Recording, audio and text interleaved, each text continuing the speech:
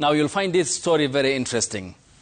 An exclusive club of only 125 people in Kenya hold wealth that is more than 43 million other Kenyans combined.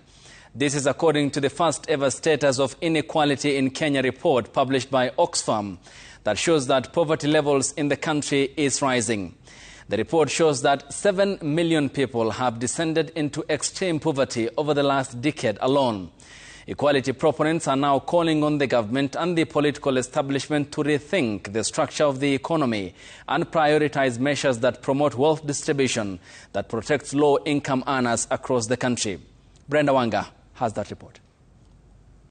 It is a tale of two nations existing within one border. On one side, opulence and excess. On the other, a daily struggle for survival.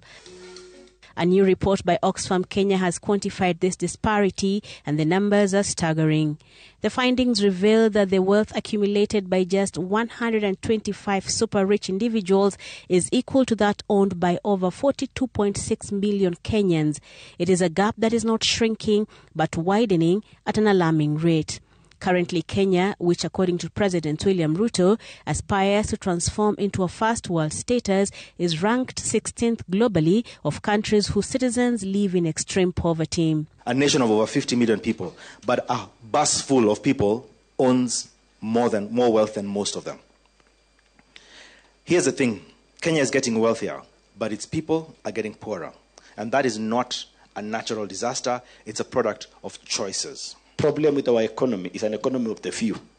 And those are the people who have arrested our nation, who have arrested our economic space of our country. The unfortunate part of it is some of them are those in governance. And this is where we have problems. The report highlights that this inequality is most painful in the provision of essential services. In healthcare, the divide is a matter of life and death. In education and employment, the story is the same, with a significant segment of the population already rigged out of quality education. Capitation in our primary schools, because it's primary school that started in 2003 in terms of free basic education. It has been decimated to 18% currently, and especially given on the depreciation of purchasing power since then. Kenya, you can be detained after being discharged as a human being, that you will not be let out of the hospital until you pay the bill. Even dead bodies are being detained, yet there is no property in a human person that you can detain as security. The report also shows that the Kenyan job market remains volatile, with 85% of the workforce being informal, with glaring gaps in pay between the genders. For every 100 shillings a man earns, a woman makes 65 shillings.